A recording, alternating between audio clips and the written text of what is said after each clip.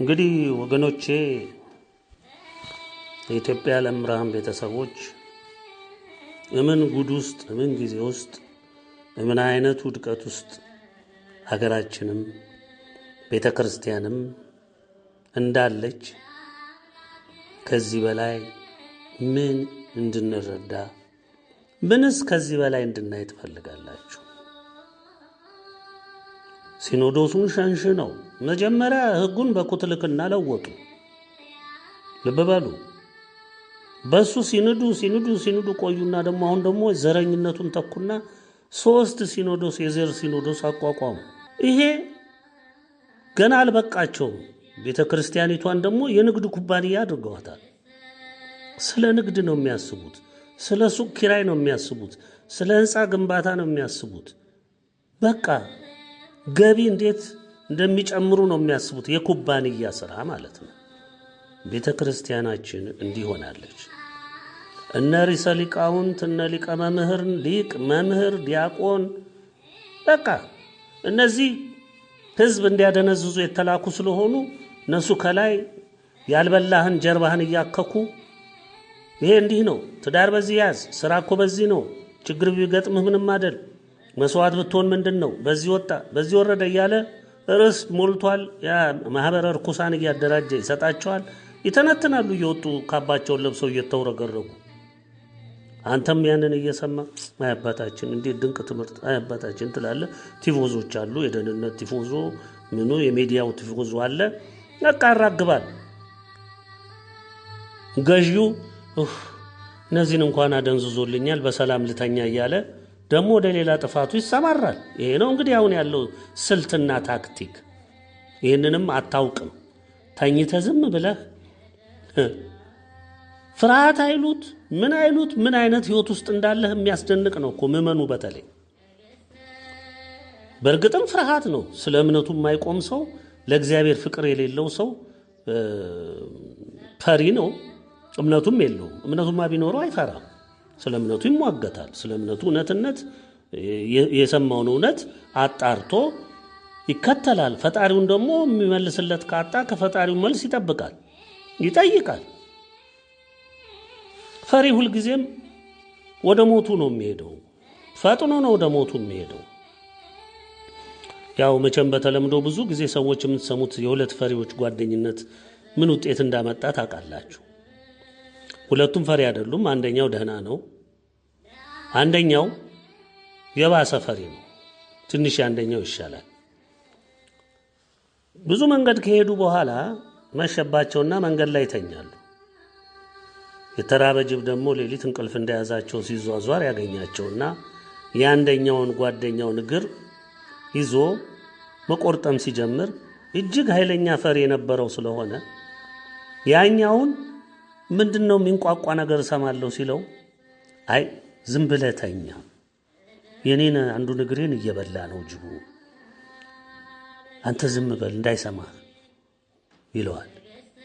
ልብ በሉ እንግዲህ እየሞተ ፍርሃቱ የማይለቀው እየሞተ እየተበላ የሚያበቃ የሚተኛ። ልብ በሉ። ሌላውም ደግሞ ዝም በል እንዳትተነፍስ ብሎ ሌላውንም ጓደኛውን የሚያስተኛ። የዚህ ዘመን ክርስቲያን እንደዚህ ነው። አሁን በአሁኑ ሰዓት ይሄ ነው። አሁን የዚህ ዘመን ክርስቲያን ይሄንን ነው እየሰራ ያለው። የተዋህዶ ልጆች ነን፣ መዝሙር የሌለ ቦታ መጮህ ምን በቃ ዝም በል። ቤተክርስቲያን ትፈርሳለች አይደለ? ዝም በል። ከተለከች ዝም በል። ህጉን አፈረሱ፣ ዝም በል። መንግስት እኮ ተቆጣጠረው፣ አረ ዝም በል።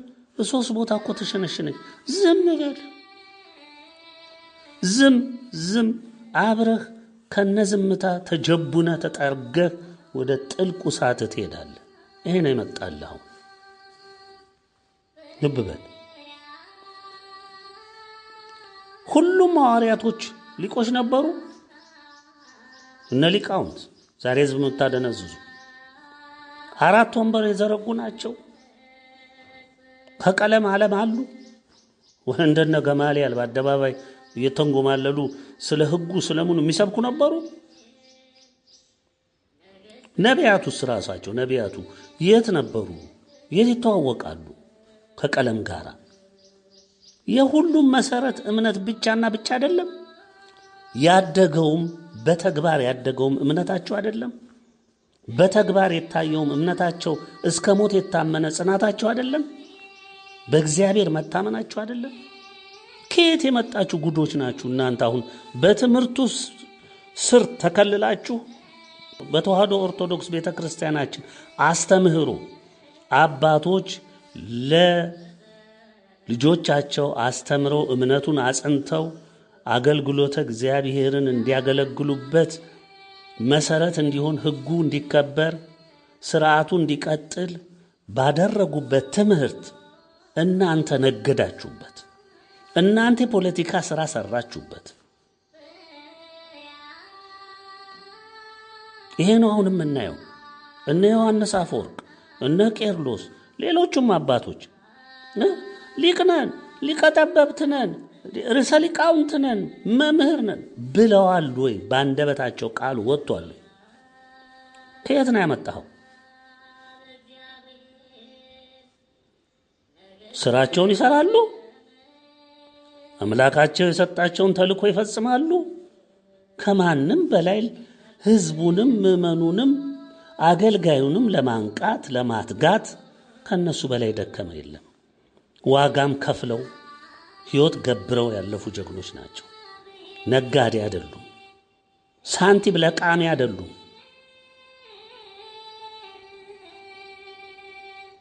ጨርቁ እላያቸው ላይ ነትቦ በችግር ተቆራምደው ሕይወታቸው ባደጋ ውስጥ ሁሉ እየሆነ እነሱ ግን ከተግባራቸው የማይነቃነቁ ከስራቸው ውልፍት የማይሉ ለቃሉ የሚተጉ ለአምላካቸው የተጉ አገልጋይ ሆነው ይህችን ምድር በመከራና በጭንቅ ያለፏት ጀግኖች ናቸው። ዋጋ ከፍለው ያለፉ እንጂ በየዩቲዩብ ላይ በየመድረኩ ላይ ከመንግስት ጋር ተሞዳምዳ እንዲህ ሰርተዋል። እነሱ ከማን ጋር ሲሳደዱ አይደለም እንደ ኖሩት? ሲታሰሩ አይደለም እንደ ኖሩት? ሲገረፉ ሲፈጩ ሲቆሉ አይደለም እንደ ኖሩት? የኛ ሊቃውንቶች ረጉድ እንዲህ አይነት ዘመን ውስጥ ደርሰናል። እንግዲህ ልብ በሉ። እነሱ ዛሬ በስማቸው የምትነግዱባቸው የክርስቶስ አርበኞች እንጂ ነጋዴዎች አይደሉም። ደፋሮች እናንተ ስማቸውን ወርሳችሁ የሌላችሁን ቅድስና ብፁዕ እየተባላችሁ የምትጠሩ እነሱ እንዲህ ነን ብለው መች ተጠርተው ያውቃሉ? መችስ ነን አሉ? ነጋዴ አልነበሩ፣ ፖለቲከኛ አልነበሩ፣ እምነትን እውነትን አፍራሾች አልነበሩ። የተመሰከረላቸው የተዋህዶ አርበኞች እንጂ። እናንተ የካቶሊክ ምልምሎች፣ ርኩሳን፣ መናፍቃን፣ ታድሶች፣ የማህበረ ርኩሳን ውጤቶች እያደራጀ የሚሰጣችሁን የተጠና ትምህርት መሰል ስብከታችሁን በምዕመኑ ላይ የምታፈሱ ከሃዲዎች ልብሳችሁ፣ አይከናችሁ፣ መስቀላችሁን ሁሉ ለንግድ ለአመጽ ስራችሁ መሸፈኛ ያደረጋችሁ ናችሁ።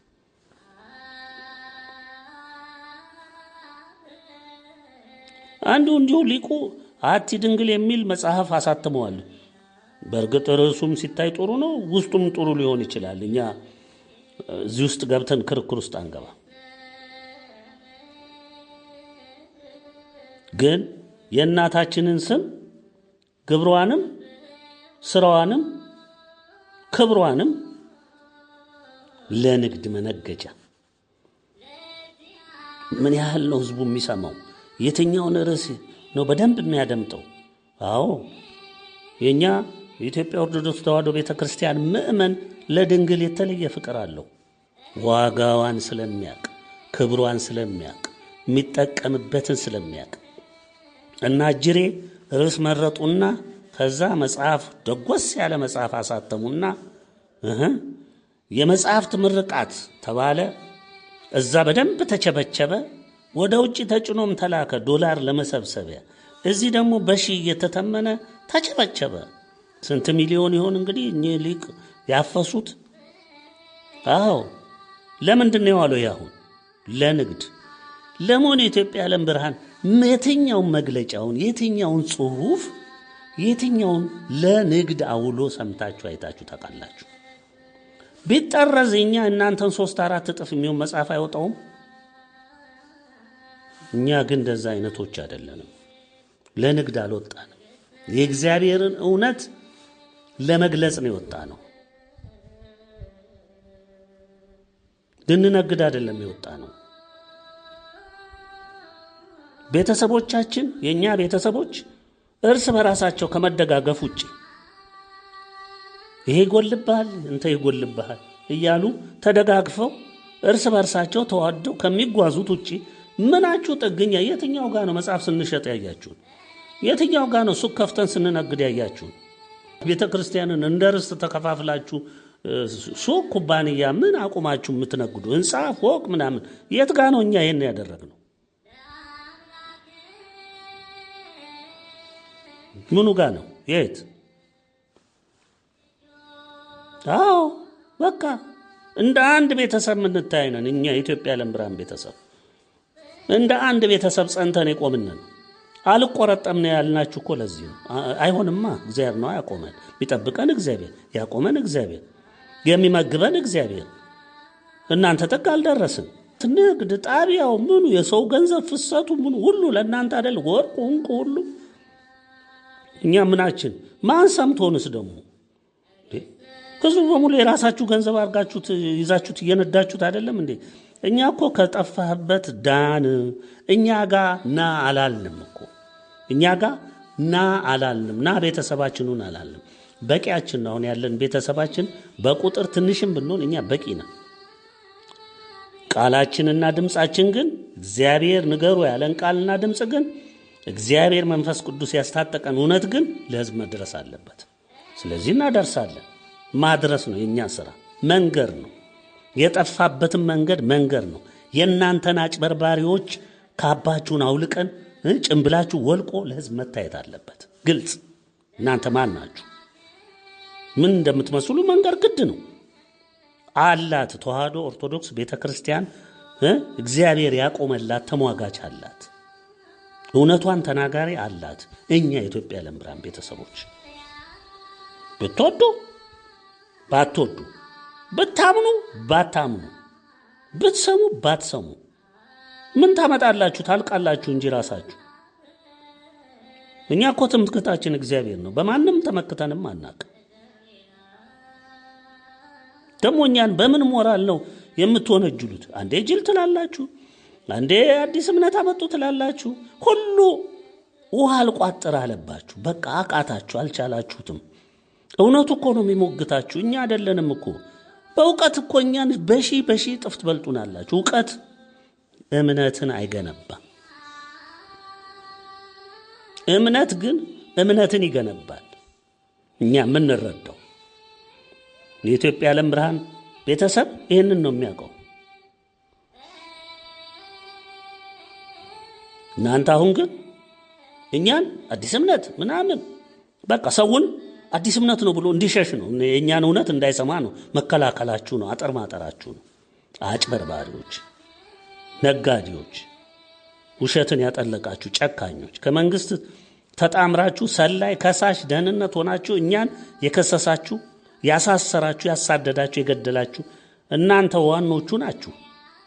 ዓለም ዛሬ ሊፈነዳ ደርሷል። በተሸከመው ኃጢአት ቢወቅሱት አይሰማ፣ ቢነግሩት አይለማ። በዲያብሎስ ደንቁሮ እናንተም ዋልታና ማገር ሆናችሁ የራሳችሁን ደግሞ ለዲያብሎስ አስተዋጽኦ እያደረጋችሁ ይሄው ሊፈነዳ ደርሷል። ዓለም ጫፍ ደርሷል። በትሩም መጥቶልሃል። አሁን ደጅ ነው ያለው፣ ታይዋል። ምክንያቱም እውነተኛ የተዋህዶ ኦርቶዶክስ እምነት የቤተ ክርስቲያን ልጆች የኢትዮጵያ ዓለም ብርሃን ቤተሰቦች በእግዚአብሔር በድንግልም ኃይል የማይቆረጠም አጥንት በጉሮሯችሁ የተሰካ አጥንት ሆነናል። ምንም ልታስተባብሉት አትችሉ። እውነትን አንግሰናል። ተዋህዶንም አንግሰናል። ኢትዮጵያዊነትን አንግሰናል። ሰንደቋን አረንጓዴ ቢጫ ቀዩን ለብሰነዋል። በልባችንም ተክለነዋል። በመድኃኔ ዓለም በድንግል ተወደን በግልጽ በእኛ አንደበት ቸሩ መድኃኔ ዓለም የተናገረውን በመልእክቱም በመግለጫውም በትምህርቱም የሰፈረውን እየፈጸመው መጥቷል። እንግዲህ ማረጋገጫው ያ ነው። ምን ልታመጡ ነው? እናንተን ወደ መቃብር እግዚአብሔር ይሰዳችኋል። በእኛ ስም የሚሆን ነገር የለም። በእግዚአብሔር ስም ግን ቃሉን ስለጣሳችሁ ይፈጸማል። ወደ መቃብራችሁ ነው። ተዋህዶ ነግሳ አንዲቷ ተዋህዶ ኦርቶዶክስ ቤተክርስቲያናችን ለዓለም ብርሃን ትሆናለች። ኢትዮጵያም የተመረጠች የእግዚአብሔር የሚስጥር ምድር ናትና የዓለም ገዢ ብርሃን ትሆናለች። ወደድክም ጠላህም ቋቅ እስኪል ተጋተው ደግሞ ቤት ነው ደግሞ ኢትዮጵያ ዓለም ብርሃን የምትሆነው። አዎ ለአንተ ብርሃን ማለት አሜሪካ ነው። ለአንተ ብርሃን ማለት አውሮፓ ነው። ለአንተ ብርሃን ማለት ያንተ ከርስ ስለሞላ ይኸው ያለው መንግስት ለአንተ ብርሃንህ እኮ ነው። በቃ ሆዳም አይደለ? ሆዳም እኮ እንደዚህ ነው የሚያስበው። የታውቀዋል እምነትህ ቃሉን ልክ ነው። ሸምደዳችሁ እድሜያችሁ ሙሉ በሽምደዳ ስታጠኑት ኖራችሁና ያ እኮ ህይወት አይሆንም። ልብ ውስጥ ቸሩ መድኃኔዓለም ሲተከል ነው። እምነቱን ስትቀበለው ነው። በእምነትም አሻግረ ማየት ስትችል ነው። ተዋስከኔ ዓይንህን ኳለው ይላል እግዚአብሔር። ቸሩ መድኃኔዓለም ዓይንህን ኳለው ከኔ ግዛ፣ ዓይንህ እንዲያይ የመንፈስ ዓይንህ እንዲያይ ዓይንህ እንዲበራ ነው ያለው። ሂድና መጽሐፍት በርብር አይደለም ያለው እግዚአብሔር። ያንን ደግሞ አውጥታ የጠጣኸውን አውጥታ አደባባይ ላይ ተፈው አይደለም። ከማደናገር ውጪ ለህዝቡ እምነቱን ለመገንባት አንዲት ቁራጭ የሰራው ነገር የለም። ያው የምትጮሁት ጩኸት በሙሉ በሚዲያም ጩሁት፣ በማህበራዊ ሚዲያም አስተላልፉት፣ ቤትም ብሉት፣ አንዲት ነፍስን ወደ እውነት አልመራ፣ ወደ እውነት አልመራ የለም።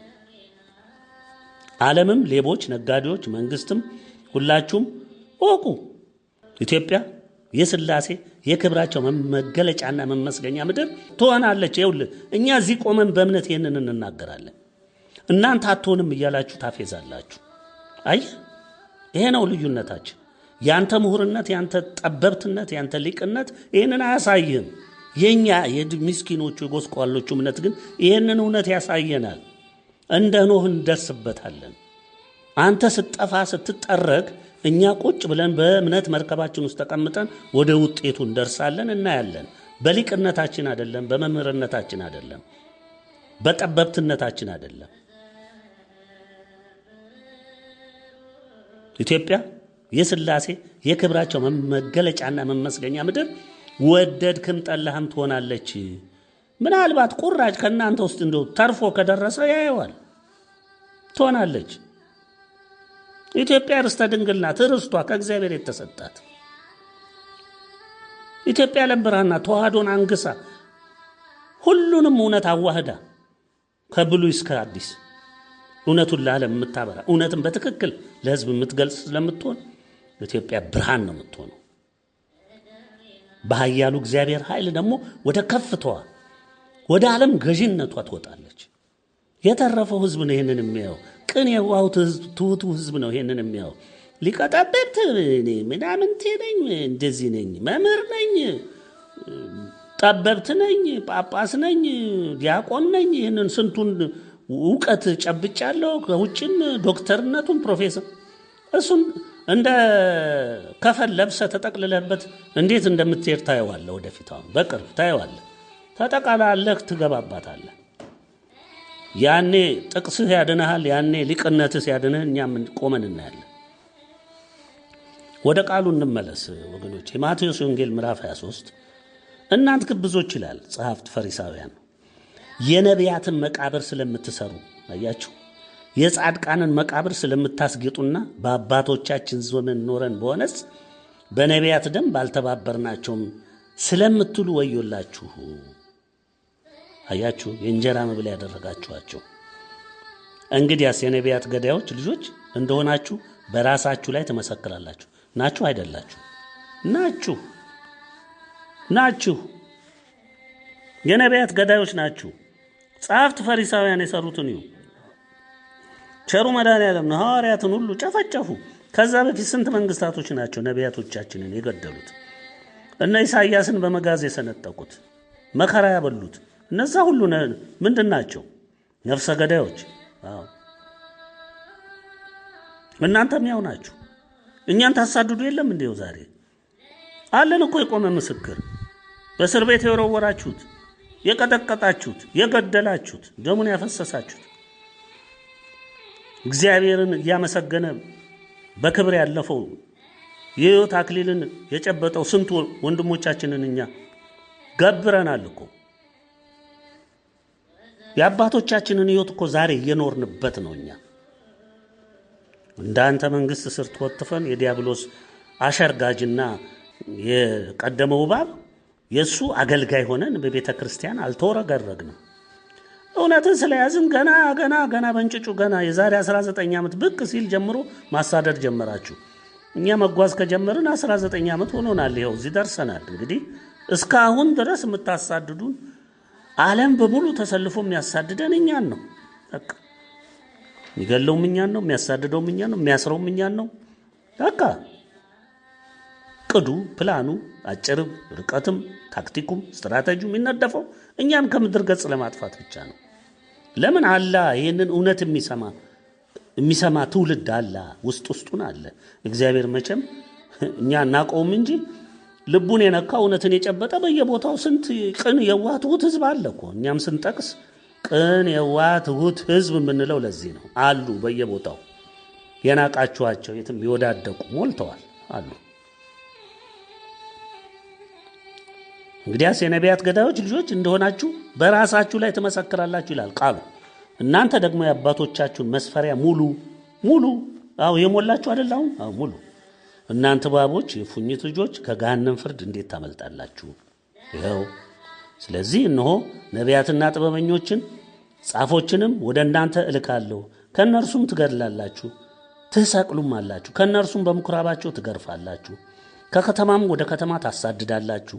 ከጻድቁ ከአቤል ደም ጀምሮ በቤተ መቅደስና በመሠዊያው መካከል እስከተገኘው እስከገደላችሁት እስከ በራኪዩ ልጅ እስከ ዘካርያስ ደም ድረስ በምድር ላይ የፈሰሰው የጻድቅ ደም ሁሉ ይደርስባችሁ ዘንድ እውነት እላችኋለሁ፣ ይህ ሁሉ በዚህ ትውልድ ላይ ይደርስብሃል። አታመልጥ። እነ ነውር ጌጡ ውርደት ክብራችሁ የሆነ የዚህ ዘመን ጸሐፍት ፈሪሳውያን የተዋህዶ ቤታችንን የሞላችሁ የዛሬው ጳጳሳት፣ ቆሞሳት፣ ሊቃውንት፣ ርዕሰ ሊቃውንት፣ መምህራን፣ ዲያቆናት፣ የደብር አስተዳዳሪዎች ልብ ብለህ አድምጥ። በጉቦ የሾምክ በስውር የካቶሊክ ደቀ መዝሙር የሆንክ የተሐድሶ መንጋ ቅባት የመንግሥት ስውር ተቀጣሪ ሰላይ ደህንነት ልብ ብለህ ስማ።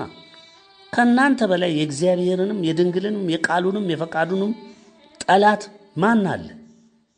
ከእናንተ በላይ ማን አለ? ቤቱን ስታፈርሱ የእግዚአብሔር ስም የሚጠራበት የየዕለት ስሙ የሚከበርበት የሚመሰገንበትን ስታጠፉ ይኸው አገሪቱ ምን ምስቅልቅል ውስጥ እንደገባች እያያችሁ ነው።